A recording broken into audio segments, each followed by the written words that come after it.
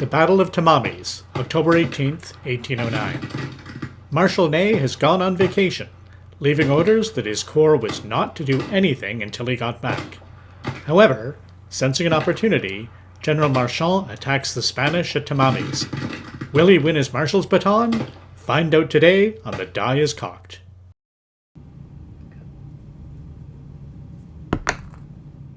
Not again.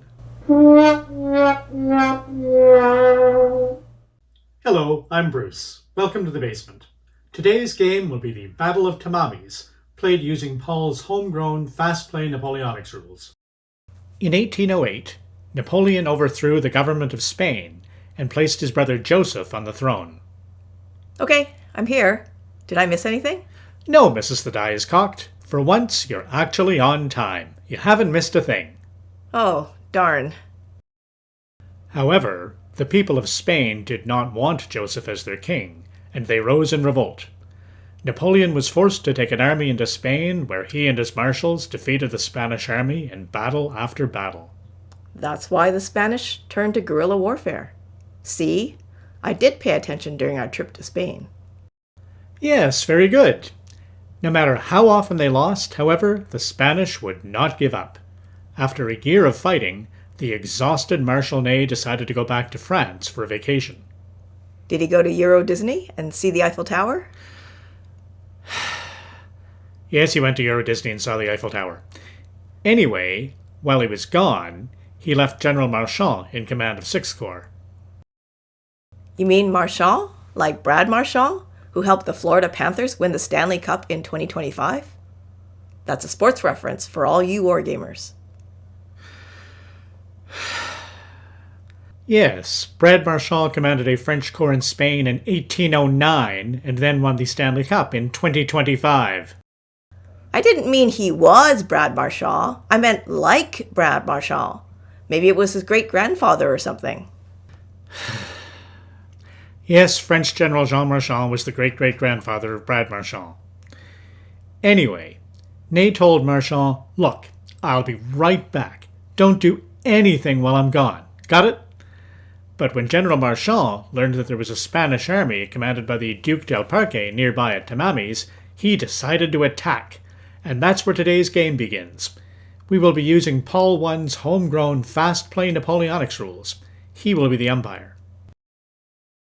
Marchand's force consisted of about 11,000 men, made up of 2 divisions of infantry and a brigade of cavalry. Paul II and Howard will be playing the French, with Paul being General Marchand. The Spanish army consisted of about 20,000 men. Eric and I will play the Spanish, with me taking on the role of the Duc del Parque. I hope you're not going to do the weird accent that you used in the Talavera video. The French begin their attack, trudging up the steep slope. My 1st division holds the tree line. It's a strong position, and I outnumber the French. If I can't throw back the French attack, I'll never wargame again. Don't make a promise you can't keep. But, just in case, I immediately begin moving my 2nd division towards the front. You can never be too careful. This shot shows the length of the battlefield and the position of the French cavalry brigade. Howard has advanced his cavalry against my right flank, so I withdraw into the woods. He rides contemptuously along my front to where the action is. In the center, Howard's infantry advance preceded by a skirmish screen. Paul sends troops to support Howard to the left of Tamames. The French ignore the built-up area of Tamames for now. As the French advance up the slope, a firefight breaks out between the French voltigeur and the Spanish line. Howard's shooting is very accurate. Howard always rolls well against me at the worst times. The battle is now general all along the line. The Spanish cannot take it. My leftmost unit suffers heavy casualties and routs. Its colonel is the famous Duke of Plaza Toro.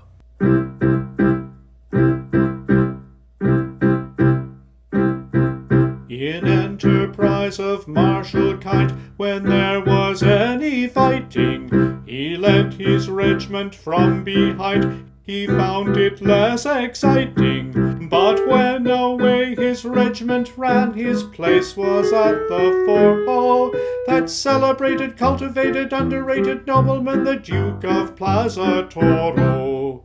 In the first and foremost flight, you always found that night, that celebrated, cultivated, underrated nobleman, the Duke of Plaza Toro. Every war game can use a little Gilbert and Sullivan. You can see here the gap in my line on the right of the picture. Paul takes advantage of it to wheel troops onto Eric's right flank. Paul also sends a battalion in column to take advantage of the hole in my line. As you can see, my new flank unit is a militia unit commanded by a priest. He raises his voice in prayer and beseeches God to smite the heathen Frenchmen. But God isn't listening. My routing unit means that I must make a brigade morale check, and I roll a 1. My brigade routs. And then I roll another 1, and my entire division routs. Wow, I can't believe you made me come watch you lose so badly. Eric rolls his eyes at his commander's typical die rolling. His troops hold Tamames, but we decide to abandon it before it gets cut off, due to my collapse on the right. Howard's troops are ecstatic at the turn of events. Boy, look at that paint job, will ya? They advance up the slope and into the tree line. My reserves are approaching the top of the hill, but for the moment there's nothing to stop Howard. This is a disaster, and you wonder why I don't like watching you wargame. Didn't you say earlier that if you couldn't throw back the French, you'd never wargame again? So now we can spend more time together. We can go walking and hiking and strolling and... The game isn't over yet. Fortunately for me, I started moving my 2nd Division immediately, and they are now in place to prevent a French breakthrough.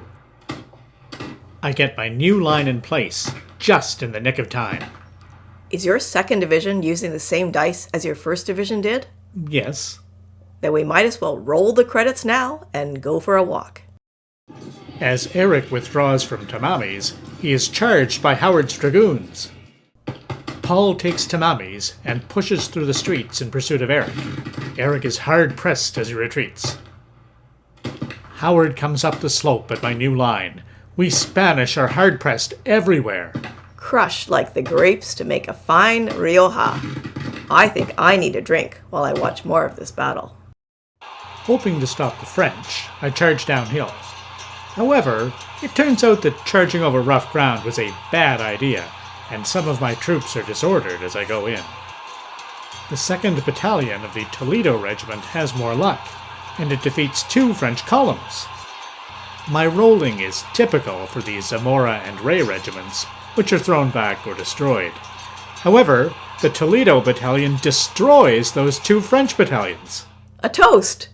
Maybe I should have started a drinking game for every time you roll a 1. Eric's cavalry attack to stabilize our left flank. Though they are defeated, they buy time for the infantry to reach the safety of the hill. Bruce, why do you have your eyes closed? Howard's battalions are coming back up the hill. I can't watch. I'm just going to blindly roll a die. Tell me when it's safe to look. You rolled a 6! Howard rolled a 1! His guys have run away. Huh? Where'd all the French go? One of Paul's brigades facing Eric's wing breaks as well. With the equivalent of a full division now removed from the table, and the surviving French brigades having suffered murderous losses, the Spanish win the battle. It's a miracle. Is this what victory looks like? I wouldn't get too used to it, since you always roll 1s. I told you I could throw the French back. This does not get you out of going for a walk with me, after I finish my wine. Well, that was a great game, tense and exciting from start to finish. Paul's fast play rules were perfect for a battle of this size, and we were able to reach a historical outcome within a single gaming session. Anyway, that's it for now. Thanks for joining me in the basement. Until next time, may your dice always roll true. In the first and foremost flight, you always found that night, that celebrated, cultivated, underrated nobleman, the Duke of Baton.